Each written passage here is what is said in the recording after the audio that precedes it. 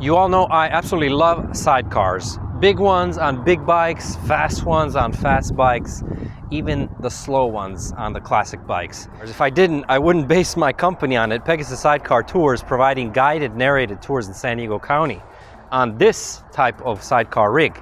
But there are other competitors out there, so any of you that are looking to put a sidecar on your motorcycle, you're in the right place. In this review, I'm going to compare my formerly Champion Daytona two-person sidecar with this GTL Elite of the Hannigan, as well as the Hannigan Super Sport on my K1300S. Absolutely amazing machines, serve different purposes, but do a great job at it. So these are top-of-the-line sidecars. How do they compare to each other and what you should be looking for? Stay tuned for another Pegasus Motorcycle Tours and Consulting review. Let's do it.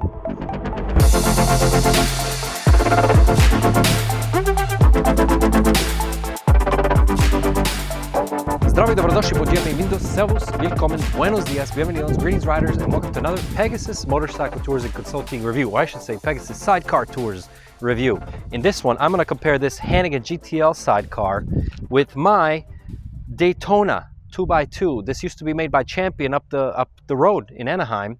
American made both. This one's from Kentucky. Champion no longer makes this model. It was too expensive, too time consuming, labor intensive to produce. But it's been in the market for 30 years about. So there's a decent amount of them out there. And it's one of the only two-person sidecars that you can get. This is another option for those of you who are looking to put a sidecar on big motorcycles like the GL1800, the Goldwing, etc. And it's a fantastic option as well from Hannigan, Kentucky. What does Hannigan make? Look at it. I mean, top of the line Super Sport. This is for my K1300S, another bike review you can watch in this channel. Now, I love sidecars. You know this because I offer sidecar tours in San Diego County on this style of rig, because then I can seat a third person behind me and you can share the fun with the whole family, with your dogs, etc. It's an amazing rig and I've learned to love it. I've learned to really get to know it. So in this review, you're going to get all the little details about what makes these rigs different and alike, and maybe it'll help you choose which one to invest in, because it is not a small investment. In fact, it was so expensive that Champion decided not to produce it anymore. This was around 2022 or something to that effect, where they stopped production entirely, sold it to the Texas Sidecar Company, I believe, the Prince in any case, but it's still not being produced. So the last I've seen it, it's running for like 17 grand. This here is going to run you about 20, the way it is, the way you're looking at it right now. And this isn't that far off, to be honest. I don't want to talk prices because they change all the time. And a lot of this you're going to find on the used market. And I'll speak to that a little bit as well, what to look for, because it's not as simple as finding one somewhere and shipping it and installing it to your bike. Not at all. So I'm very experienced and I'm glad to share my experience with you. Let's start with the Hannigan GTL. This is their top of the line deluxe model. It's fantastic, very large, very big, very heavy. But once it's on properly, it's not hard to maneuver. That's the whole point. The trick is to rake out your front end. You have to change your triple tree, ideally. You don't have to, but you should. Where the front end of the motorcycle now is going to be forward a little bit, that makes the balance of the rig much better. If you don't have that done, then you're going to have this crazy wiggle. And in any case, the golden rule on the sidecars is never to take your hands off the handlebars. This is married to this gorgeous 40th anniversary Honda Goldwing GL1800. I mean, that's a fantastic motorcycle. King of the road, I think. I've reviewed it in the playlist. I've made a video about Goldwing's buyer's guide. I've made a video about all different types of generation of Goldwings, and I've sold a bunch of Goldwings, I should say, auctioned to my viewers on this channel, including really low mileage, you know, sub 2,000 miles, gorgeous Goldwings. These are some of the best motorcycles sold. So you want to marry this kind of sidecar to a big bike because they really tax the clutch, they tax the transmission and the motor. They're just pulling a lot of weight on one side, and then you add another person in there, and in this case add two more people, and you're pulling easily 700 pounds. So that's how these two differ. I'll talk about that in a second, but moral of the story is you want these sidecars on big motorcycles. They're also very wide, but they require a lot of motor to pull them. So this one looks a little different. Looks are going to be suggested. I'm not going to talk about looks as much. I prefer the looks of the Daytona, especially without the tonneau cover, which is easy to remove because then it looks almost like a little convertible Miata or something, and it drives like it as well. It doesn't sit necessarily lower. It actually has an inch of ground clearance more on than this one, but you could see more of the bike because this one is a little bit longer. Now, the weight of the Hannigan right here is 275 pounds, so a 50-pound difference from 220 on the Champion. Again, this is a single person sidecar because there's a single chair inside. I believe I've seen it with 2 chairs as well, but it's a single chair inside even though they have about the same distance in shoulders. The length for the feet is a little bit longer in this one, 61 inches compared to 54, something to that effect. You can get the specs in the description of the video below, but I've never had people complain about the length of these. So their feet fit fine. As you can see, they're both hinged. They both have doors that hinge up towards the front of the motorcycle for ease of access. I think this is easier to access than this one because this hinge actually starts here as opposed to the whole thing lifting. And although it does come vertically, and you do get this good step right here that actually gives you the opportunity to scratch the shit out of your bike with your boots, that one is still easier to get in, just in virtue of it being more open when the whole hatch is open. And again, it's a 2-seater, so it's quite a bit wider, and it just makes it so that you can just stand upright and sit back down. You don't have to bend over to wiggle in there or anything, as opposed to, of course, the Super Sport that doesn't have any kind of hinge door. It has the monkey seat, so and the purpose of that is that it's a very high performing sidecar, so that you just kind of find your way in there without supporting your weight on the windscreen, which is aftermarket. It doesn't come blue, and without putting your feet on the seat, obviously. Both of these come with optional seat belts. That's obviously a good thing to have. It's only going to be a lap belt. This one, however, has a seat that can be adjusted, move forward a little bit, so you have a little bit of adjustment of the seat. The roof on both of these, the roof is a hard top on this one, and it fits behind the seat. You do need more space because obviously it's a hard top. The roof on this one also fits behind the seat along with the frames that you see. These are the pillars across, and they fit in a little divot behind the seat, so that's kind of neat. Easy to remove the seat in order to store the tonneau cover, and I usually ride with it off. The biggest difference between these two, I would say, aside from the looks, which are radically different, this one actually reminds me of the vehicle used in the Ambiguously Gay Duo, the comedy sketch from Saturday Night Live. I think it's a kind of an awkward design, to be honest. And then the front end, the smiley face right here, the intake, reminds me of the old school Miatas as well. To each their own. The 2 lights, I mean, they look fantastic when you're on the road for the Hannigan. Very, very sporty look. Amazing look, really. And but to me, it's just something about that wheel well sticking out so much, and just this kind of but very oval front end.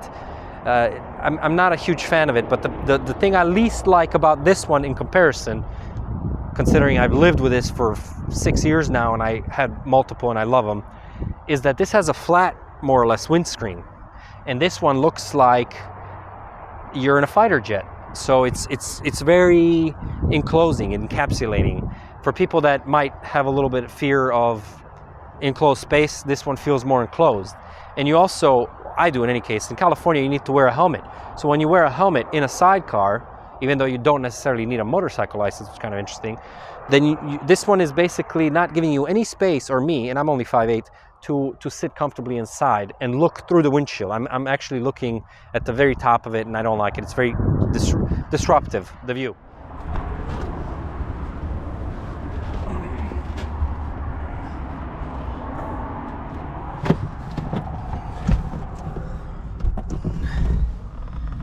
Okay, that's the view.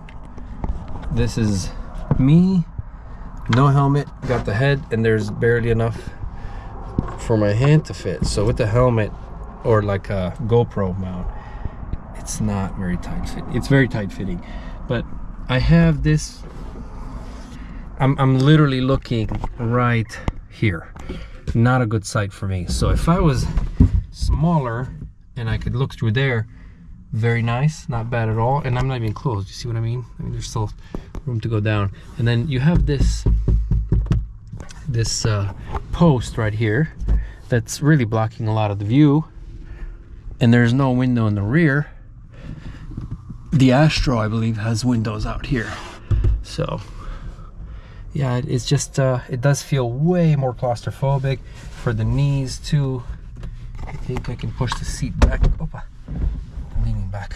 Well, the seat's very, so plenty of space. You could see how much more space I have. Even if I extend my toes, I got another foot of peg. So plenty of space here.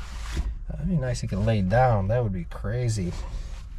So Allegius Corporation, these are extremely difficult to find in the exact size that you need. This one does have the vent here as an option, kind of neat. Would be better if this was shaved off so you have more of a windshield, to be honest. But yeah, oval windshield. This one's very clear so you can't even tell. It's darkened, but again, I kind of prefer that it wasn't, because at night it's just nicer. I like, you know, I like brighter stuff better. So it's a little tricky. You need both arms. So it's not really helping me get it up there.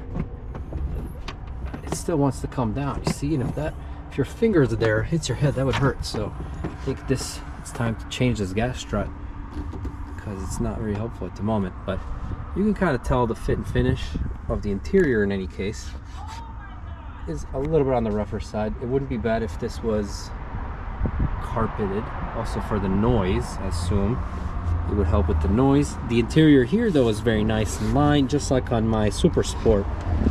Very nice. I mean, just glued, coming off here and hiding some of the cabling, whatever, but that's nice. That is nice. I assume it does quite a lot with the noise, even the rear. But yeah, odd that there's no latch, that this is all you really depend on locking the thing down.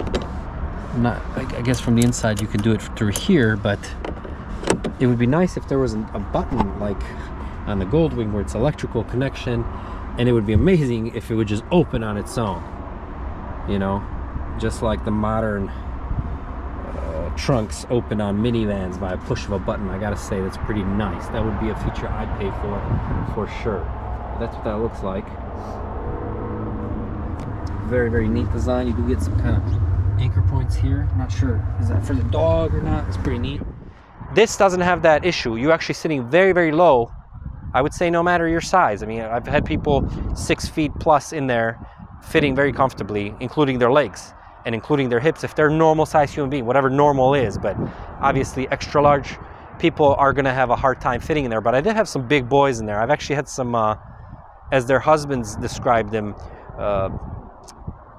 Southern Baptist girls in there, if you know what I mean. So pretty large women in there, and you know, it gets a little toasty, but the way this one's designed, the wheel well doesn't stick nearly as much, so you can actually use the inside to put your hand over or throw it over the sidecar side. Here, you get a little bit of that as well, but it's just a different seating position. So I wish that the whole sidecar rig was a little wider to accommodate the width of the wheel well, so it doesn't stick, what, like 8 inches off the sidecar. They both have really hefty trunks. This one has 10 cubic feet of storage. This one has 11 cubic feet of storage. Plenty of space. I keep all my helmets in there. I never have to ask what's your size before a tour. I can just approach with a bunch of different helmets, get ready to go, store their backpacks, etc. That's one major difference. They both come with options for some kind of a ventilation system if you want to buy that, and obviously power outlets, stitch seats, etc. And I do believe also that the seat belts are an option. This is something you can buy extra. Now, the side windows that you could see on the Hannigan are very small. They're plastic, obviously clear plastic. This one here also has the ability to zip plastic windows on top and snap them in place on the side and the bottom. So that's kind of neat. This one sits a little bit taller. It's 7 inches of ground clearance, and this one has 6 inches. That's really important because when you add weight to it, they both have a suspension system, progressive shocks, and they sink down. So when you're going over any kind of obstacle on the road or a speed bump, you kind of have to hit it in a certain way, usually diagonally, so that you're not dragging the frame of the sidecar. Of course, they both sit on a metal frame. This one, I believe, has 4 bolts, and then it just kind of comes off. Easier said than done, of course. And this one, in a similar way, they're made out of fiberglass, so that's how they make them, right?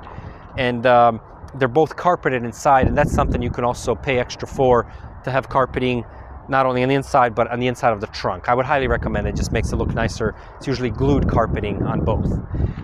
What else? This one has a 13-inch wheel as compared to the 12-inch for the Hannigan.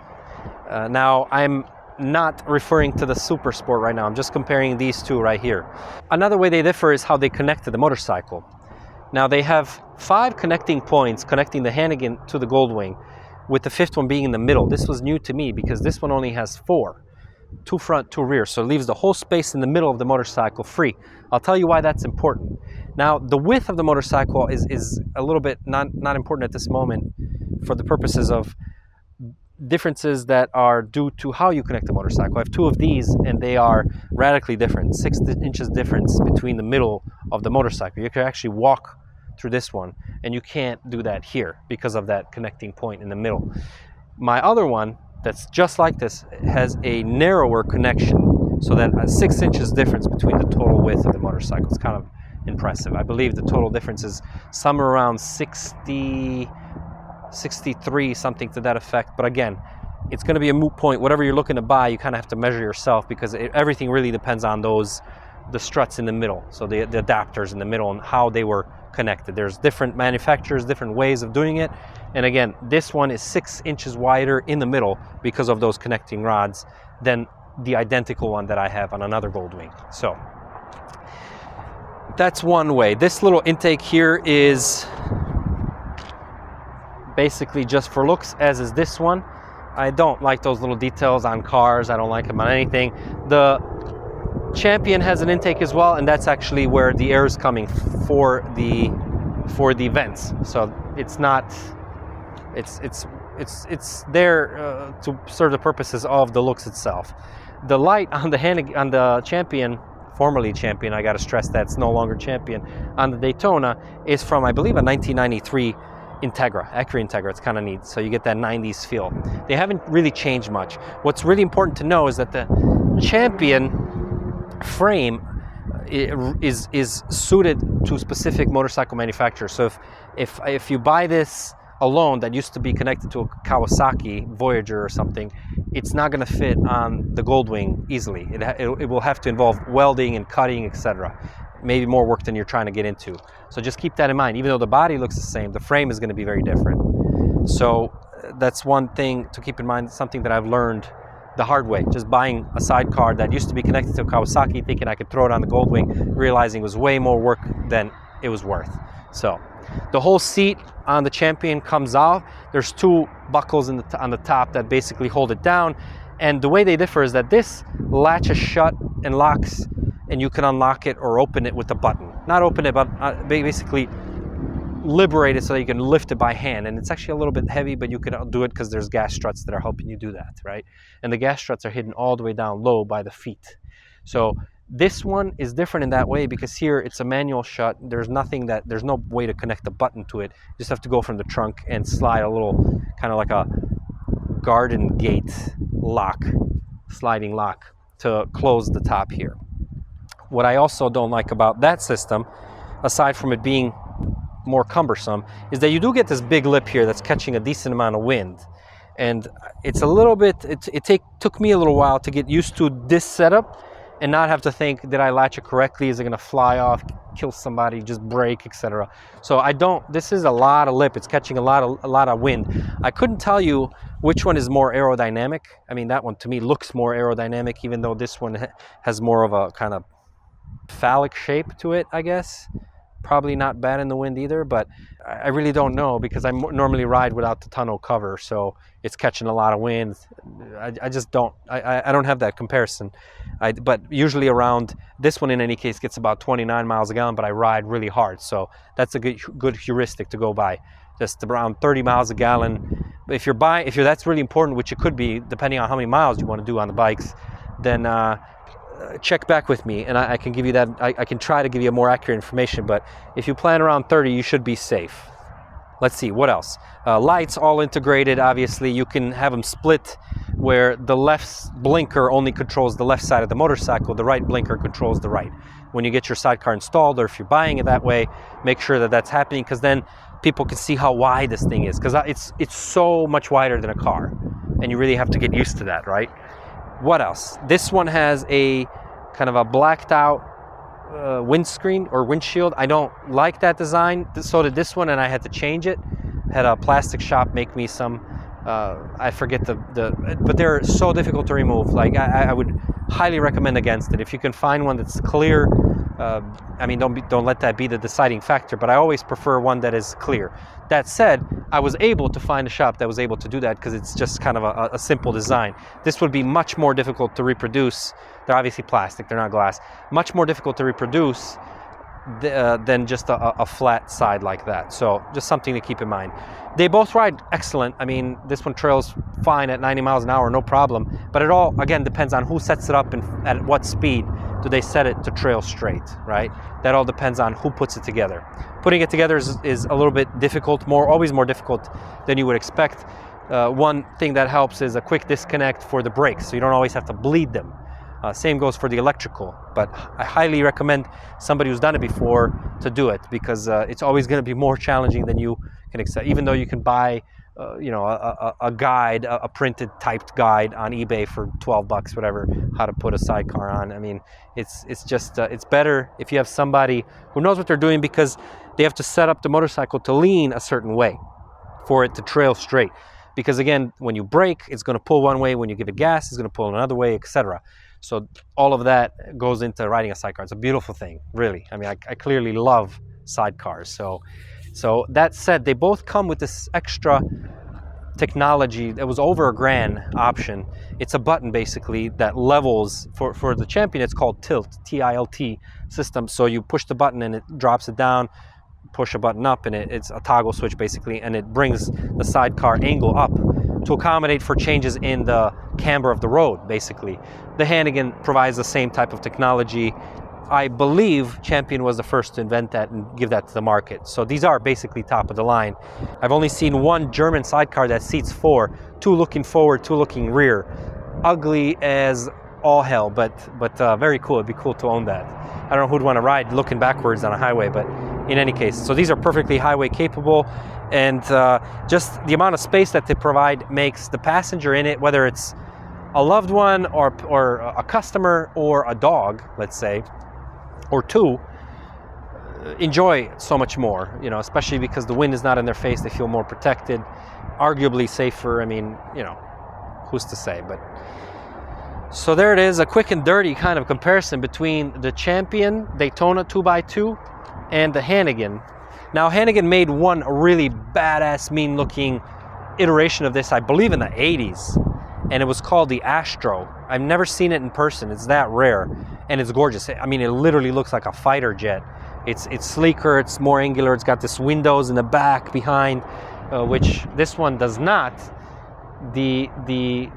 If you have the cover on the Champion or the Daytona, that one does have a window in the back that's also from the tonneau covers, so plastic, kind of like the Jeep Wrangler style. So it just this cool fighter jet feel to it and a look to it, and they're really difficult to locate. Last time I saw one in Tennessee, and I just couldn't pull the trigger on that one at the time. But they're going to be old, probably rats have lived in them, etc. Just keep that in mind. So otherwise, it's just a carbon fiber shell on a metal frame. A few bolts puts it together, and obviously new tires, wheel bearings, greased, and brakes. I mean, they all have disc brakes. All of these do, and they all have pretty decent suspension where the ride feels more stable, more satisfactory to the customers. Now, I choose the Champion not only because it could fit 2 people. To me, it looks nicer, but because the space is better utilized. What do I mean by that? You can see that I have a white countertop material in there. Why? Because I'm making a coffee machine out of it. Coffee and crepes. Pegasus coffee cart. And basically when I open this up, I can, well, drum roll. Haven't decided to release this news yet, but I can basically unwrap this and it can fit in there nice and neat. I have 2 sinks, and then I have another counter right here, and I said again, the space between I can walk through, and everything is quick disconnect. I have a fridge underneath there, I have electric generator, 3,000 watts, and I can power a coffee machine, and then I put a sun umbrella in the middle, and it's just this beautiful catchy coffee thing, and in 10 minutes I'm ready to go, in 10 minutes I'm ready to leave, and I can serve multiple coffees for a few hours a day. So it's kind of a neat thing to enjoy on the beach. So I've been working on that prototype. Stay tuned. But as you know, I already do franchises with this business, PegasusSidecarTours.com. We offer private guided tours in San Diego County for the time being. Franchise opportunities available. Check us out, and if it's something that you think would be popular in your city, and probably would be unless you live in, I don't know, Denali, Alaska or something, then let's reach out. We can set you up for success. It's the coolest way to see the place, arguably. What's better than sharing your motorcycle experience other than being able to put your family, your kids, your dog, and just ride the coast. Here we have wonderful weather, Bluetooth helmets for everybody. They learn a little bit about the amazing history of America's finest city, San Diego, California, established or first visited by the Europeans 50 years after Columbus. There's a lot of history in this place, and I get to share it in really the coolest way possible. What Hannigan has that Champion never had, considering their very simplistic looking, kind of vintage looking 3 models that they sell now, is this beast. This is the Super Sport model. It's wide seat, wider than in here, but not exactly a 2-person, but there's no seat belts, the seat doesn't remove, and it's a monkey seat. So you see this divot here. This is what makes it Super Sport, obviously the performance. It sits lower, it has a tighter suspension, has a car tire on the sidecar, car tires on the side, and the monkey seat allows the passenger to participate, to lean out in the corners, because if you take a right-hand corner a little too quick, you can fly the chair, is what we call it, basically. So the person on the inside, their role is to lean out and mow the lawn in corners with their head 100 miles an hour. Take a look at Isle of Man races if you want to see what that looks like. And I love it. This is an incredible experience. If you want to experience it, it's also on our website. Check it out, Pegasus Sidecar Tours, because it's such a unique rig. I drove a week to and from Seattle to get this thing, because it's that special. The build is such a high quality build, so I gotta give it to Hannigan. The fit and finish is amazing on all 3, especially the paint. When you have to match original paint from an international manufacturer and then stitch that into the seat, into the spoiler, and here the 40th anniversary model details, it's pretty impressive. I gotta say, it's really, really well done and very beautiful, and you'll make friends everywhere you go, because the SDF, the sidecar delay factor, everybody's interested, everybody wants to see what it looks like and take it for a spin, or take a spin inside of it. Keep that in mind as well. You're going to get a lot of attention with these rigs. Again though, for my business purposes, the Champion Daytona, formerly Champion Daytona 2x2 makes more sense, because I can also charge more when I have more people in there. I can include more people, and now I realize I have so much space, I can add 4 sinks in there, and running water, hot and cold, and just like 40 gallons of water in the trunk, and just impressive use of space, aside from it looking like a little convertible sports car, right? It actually rides like, I love riding it without people as well.